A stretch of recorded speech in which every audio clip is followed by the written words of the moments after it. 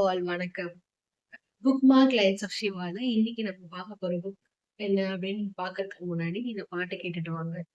வாழ்க்கை எங்கே எங்கும் ஓடி போகாது, மறுநாளும் வந்து விட்டால் துன்பம் தேயும் தொடராது.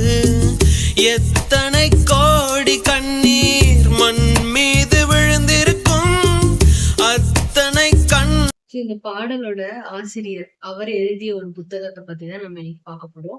இந்த புத்தகத்தை வந்து அவரு கட்டுரைகளா அவர் வந்து ஒரு லெட்டர் மாதிரி ஒரு ஒரு உறவுகளுக்கும் எழுதினத விகடன் வந்து அது கம்பைல் பண்ணி ஒரு புக்கை வந்து வெளியிட்டிருக்காங்க. அந்த புக்கோட பேர் என்ன அப்படின்னு பாத்தீங்கன்னா அணிலாடும் முன்றில் பை நாமுத்துக்குமார். டெஃபினட்டா நாமுத்துக்குமாரோட ஏதாச்சும் ஒரு பாட்டாச்சு எல்லாருக்கும் ரொம்ப பிடிக்கும். என்னோட ரொம்ப ஃபேவரட்டான சாங் வந்து இப்போ நான் உங்களுக்காக ப்ளே பண்ணுங்க. இது போல பல இனிய பாடல்களை நமக்கு கொடுத்த பாடலாசிரியர் நா. முத்துக்குமார் அவர்களுடைய இந்த புத்தகம் அணிலாடும் ஒன்று. இந்த புக்கு வந்து ஒரு 144 பக்கங்கள் கொண்டது. கோவிட் டைம்ல நான் படிச்ச ரொம்பவே ஒரு கம்ஃபர்டிங்கான ஒரு புக். ஏன்னா அந்த டைம்ல நம்ம யாரையுமே அவ்வளவு மீட் பண்ணாத ஒரு காலத்துல நான் இந்த புக்க அப்ப படிச்சப்ப ரொம்ப மனதுக்கு வந்து ரொம்ப இதமா இருந்துச்சு. இந்த புத்தகத்தை நீங்க எல்லாரும் படிக்கணும் அப்படின்னு நானும் ஆசைப்படுறேன். புக்கு படிக்கணும்னு நிறைய ஆசை இருக்கு. ஆனா என்ன புக்கு படிக்கணும்னு தெரியல அப்படின்றவங்களுக்கு கண்டிப்பா இந்த புக்கு வந்து ஒரு குட் ஸ்டார்ட்டா இருக்கும்னு நான் நம்புறேன். அதே மாதிரி இது வந்து ஒரு குயிக் ரீட். சீக்கிரமா நீங்க படிச்சு முடிச்சிடலாம். அப்படி இல்ல உங்களுக்கு வந்து ஒரு லேசி சண்டேஸ் வந்து என்ன பண்றது அப்படின்னு தெரியாத டைம்ல கொஞ்சம் கொஞ்சம் பக்கங்களா அப்புறம் நீங்க படிக்கலாம். டெய்லியும் வந்து சும்மா படிக்கணும்ன்ட்டு. அதே மாதிரி வந்து இப்பதான் நீங்க தமிழ் புக் ஃபர்ஸ்ட் டைம் படிக்க போறீங்க. அப்போ வந்து தூய தமிழ்ல எழுதினா கண்டிப்பா படிக்கிறது ரொம்ப கஷ்டம். பொன்னியின் செல்வன் ரேஞ்சுக்கு நீங்க எடுத்தீங்கன்னா கண்டிப்பா படிக்க முடியாது. சோ இதுல நீங்க எடுத்தீங்கன்னா வந்து கொஞ்சம் ஈஸியாவும் முடிச்ச மாதிரியான அந்த திருப்தி கிடைக்கும். அதே மாதிரி வேர்ட்ஸ் எல்லாம் ரொம்ப ஈஸியா நமக்கு அண்டர்ஸ்டாண்ட் பண்ணிக்கிற மாதிரி தான் அவர் எழுதியிருக்காரு. இந்த புத்தகத்துல எனக்கு ரொம்ப நெருக்கமா ரொம்ப பிடிச்ச சில உறவுகளை பத்தி அவர் எழுதினதை உங்களோட ஷேர் பண்ணிக்கணும்னு நான் ஆசைப்படுறேன். அதுல ஃபர்ஸ்ட் வந்து எல்லாருக்குமே வந்து அம்மா தான். அம்மாவை யாருக்கு தாங்க பிடிக்காது. அந்த மாதிரி வந்து அம்மாவை பத்தி அவர் எழுதினது வந்து ரொம்ப க்ளோஸா இருந்துச்சு. சோ அவர் அம்மா வந்து அவர் சின்ன வயசுல இருக்கும் போதே இறந்துட்டாங்க. அவர் அவர் 5 வயசுல இருக்கும்போதே அவங்க அம்மா இறந்துட்டாங்க அப்படின்னு அவர் எழுதியிருப்பாரு. அவங்க இறந்து போற அன்னைக்கு நடந்த ஒரு சம்பவத்தை பத்தி அவர் ஷேர் பண்ணியிருந்தாரு. டெஃபினட்டா எல்லா குழந்தைகளுக்குமே எல்லாருக்குமே இதை நம்ம லைஃப்ல கண்டிப்பா இந்த சிச்சுவேஷன் நம்ம ஃபேஸ் பண்ணிருக்கோம். சோ அதுல என்ன அவர் அப்படி எழுதியிருந்தாரு அப்படின்னா அவங்க அவங்க அம்மா வந்து லஞ்சுக்கு வந்து ஒரு கீரை சாதத்தை வந்து பேக் பண்ணி அவருக்கு கொடுத்துருந்தாங்க. அவருக்கு கீரை சாதம்னா சுத்தமா பிடிக்காது. நிறைய பேருக்கு சின்ன வயசுல அந்த டைம்ல வந்து கீரை பிடிக்காதுல்ல. சோ அந்த மாதிரி பிடிக்காத ஒரு லஞ்ச் பாக்ஸ் வந்து பேக் பண்ணி அவங்களுக்கு கொடுத்துருந்தாங்க. அப்ப வந்து அவருக்கு அந்த டைம்ல லஞ்ச் பாக்ஸ் ஓபன் பண்ணும்போது நமக்கு எவ்வளவு கோவமா இருக்கும். இந்த மாதிரி அவருக்கு கோவமா இருந்திருக்கு. அவங்க இன்னைக்கு வீட்டுக்கு போய் அம்மாக்கு இருக்கு கண்டிப்பா எதுக்கு இந்த கொடுக்கணும் அப்படின்னு சொல்லிட்டு அவர் ஒரு வாய் கூட சாப்பிடாம அப்படியே எடுத்துட்டு போயிருக்காரு. வீட்டுக்கு போய் பார்க்கும்போது வந்து உங்க அம்மா இருக்க மாட்டாங்க, இறந்துருப்பாங்க. ஆனா அவருக்கு வந்து அந்த வயசுல அதை குறிச்சுக்கிறதுக்கான இது இல்ல. அப்ப அவர் வந்து ஒரு லைன் எழுதியிருப்பாரு. அவர் வந்து அப்ப 5 வயசு குழந்தை தானே. சோ அவருக்கு அது என்னன்னே புரியாத வயசுல அவங்க இறந்ததுனால, அவர கொஞ்சம் காம் டவுன் பண்றதுக்காக பக்கத்துல இருந்தவங்க எல்லாம் வந்து கரும்பு அந்த மாதிரிலாம் எதுவும் வாங்கி குடுத்துருப்பாங்க போல. சோ அப்போ ஏன்னா சின்ன பசங்களுக்கு ஆப்வியஸ்லி ஸ்வீட் பிடிக்கும்ல. சோ அதனால அது வாங்கி குடுத்துருப்பாங்க போல. இவரு எழுதியிருக்காரு அந்த கவிதையில என்னன்னா, "அம்மா கரும்பு கூட சுவைக்கல, நீ இல்லாததுனால" அப்படின்ட்டு எழுதியிருப்பாரு. ரொம்ப எமோஷனலா இருந்துச்சு. இது எத்தனை பேரோட அம்மா பண்ணியிருப்பாங்கன்னு எனக்கு தெரியல. என்னோட அம்மா வந்து நெறைய வாட்டி நான் லஞ்ச் பாக்ஸ் ஓப்பன் பண்ணும்போது என்ன சர்ப்ரைஸ் பண்றதுக்காக அதுல ஏதாவது ஒரு டெக்கரேட் பண்ணியிருப்பாங்க. சம்டைம்ஸ் வந்து இப்ப தேங்காய் சாதம் அந்த மாதிரி ஏதாவது சாதம் இருக்கும்போது அதுல வந்து முந்திரி வச்சு ஸ்மைலி மாரி கிரியேட் பண்ணிருப்பாங்க. சம்டைம்ஸ் வந்து கர்ட் ரைஸ்ல வந்து போமோகிரானேட் வச்சு அதுல ஏதாவது சம் டிசைன் போட்டிருப்பாங்க. ஸோ ஓப்பன் பண்ணும்போது எனக்கு அந்த லஞ்ச் பிடிக்கலன்னா கூட அது பேர் சாப்பிடணும்னு ட்ரை பண்ணுவேன். ஆனா சாப்பிடாம எடுத்துட்டு போய் திட்டு வாங்கியிருக்கேன்.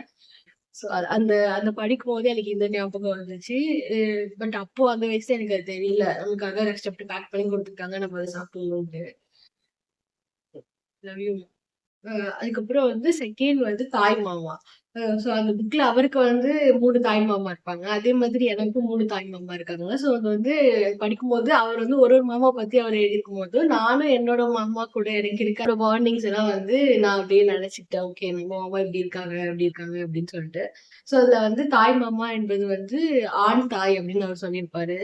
அது வந்து 100% இல்ல 200% வந்து உண்மை. நான் படிக்கும்போது ரொம்ப எமோஷனலான பேஜஸ்லாம் வந்து இந்த தாய்மாமா பத்தி படிக்கும்போது தான். அது மேபி எனக்கு என்னோட தாய்மாமாவோட இந்த அந்த பாண்டிங்னால அப்படி இருந்துச்சுன்னு நான் நினைக்கிறேன். உங்களுக்கும் அதே மாதிரி இருக்குமான்னு கேட்டா எனக்கு தெரியல. தாத்தா, பாட்டி அவங்களெல்லாம் பத்தி கூட நெறைய எழுதியிருந்தாரு. அதுல வந்து ஆயா பத்தி அவரு எழுதியிருப்பாரு. அதுல வந்து என்ன எழுதியிருப்பாருன்னா, எங்க ஆயா பட்டணத்துல வந்து ஆயாவ வந்து பாட்டின்னு கூப்பிடுவாங்க. ஸோ அத பார்த்துட்டு நானும் எங்க ஆயாவ வந்து பாட்டின்னு கூப்பிட ட்ரை பண்ணேன். அப்ப கூப்பிடும்போது வந்து ஏதோ எங்க ஆயாக்கு ஒரு கவுன் போட்டு விட்ட ஃபீல் அது எனக்கு ரொம்ப சுத்தமா பிடிக்கவே இல்ல. அதனால வந்து எங்க ஆயா வந்து ஏழ்மையான ஆயாவே இருக்கட்டும் அப்படின்னு சொல்லிட்டு நான் ஆயான்னு கூப்பிட ஆரம்பிச்சுட்டேன் அப்படின்னு சொல்லிருப்பாரு. ஸோ சேம் வே வந்து எனக்கு வந்து பாட்டி, அப்பத்தா, அ ஆயா. ஸோ இந்த ஆயா வந்து நான் பாட்டின்னு கூப்பிட ட்ரை பண்ணேன். என்னால சுத்தமா கூப்பிடவே முடியாது. யார்ட்டயும் சொல்லும்போது கூட என்னால அந்த பாட்டி அப்படின்னு அவங்கள வந்து சொல்லவே முடியாது. அ ஈவன் நாங்க வந்து அவங்கள நிக்நேம் வச்சு கூப்பிட்டுப்போம். நிக்நேம் வச்சு கூப்பிட்டுட்டாலும் வந்து எனக்கு வந்து அந்த அது அது அவங்க வந்து பாட்டி அப்படின்னு வந்து சொல்லவே எனக்கு புரியாது. வேற யாரையோ சொல்ற மாரி எனக்கு வந்து ஃபீல் ஆகுது. படிக்கும்போது எனக்கு ரொம்ப கியூட்டா இருந்துச்சு. பக்கத்து வீட்டு அக்காவ பத்தி. ஸோ பக்கத்து வீட்டு அக்கா என்னன்னா, யாரோ ஒரு அக்காவா இருந்தாலும் எனக்கு அவங்க கிட்ட பக்கத்து வீட்டு அக்காவா இருந்தாலும் அவங்க கிட்ட நமக்கு இருக்கிற அந்த ரிலேஷன்ஷிப் அவங்க மேல அக்கா அப்படின்னாலே நம்மளோட எல்டர் அப்படின்றதுனால அவங்க மேல இருக்க மரியாதை அத பத்திலாம் ஷேர் பண்ணியிருப்பாரு. அதுக்கப்புறம் வந்து இது வந்து எல்லா பெண்களோட லைஃப்லயும் இருக்குது. இப்போ ஒரு பொண்ணு அந்த வீட்ட விட்டு கல்யாணம் ஆகி போனதுக்கு அப்புறம், அதாவது அவர் ரொம்ப அழகா எக்ஸ்பிரஸ் பண்ணியிருப்பாரு. என்னால வந்து அது அவ்ளோ அதே அழகோட உங்களுக்கு எக்ஸ்பிளைன் பண்ண முடியுமான்னு எனக்கு தெரியல. பட் நான் ட்ரை பண்றேன்.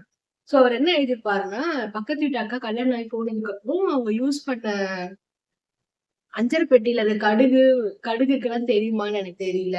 அதே மாதிரி அவங்க யூஸ் பண்ண தையல் மிஷினுக்கெல்லாம் அக்கா எங்க போயிருக்காங்கன்னு தெரியுமான்னு தெரியல. அதே மாதிரி அவங்க வளர்ப்பு பூனை அதுக்கெல்லாம் அக்கா எங்கன்னு தெரியுமா அப்படின்னு தெரியல.